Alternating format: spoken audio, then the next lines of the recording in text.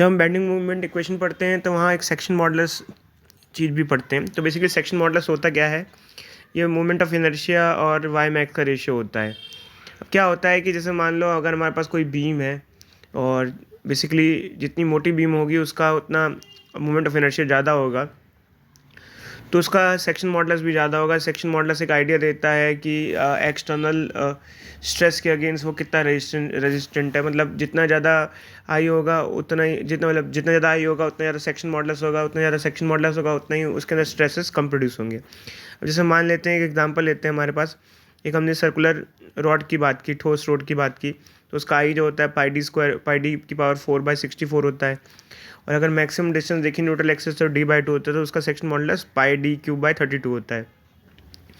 तो अगर मान लो कि उसका डायमीटर हम दुगना कर दें, तो दुगना करते ही उसका जो सेक्शन मॉडुलस है वो बेसिकली क्या हो जाएगा, 8 गुना हो जाएगा।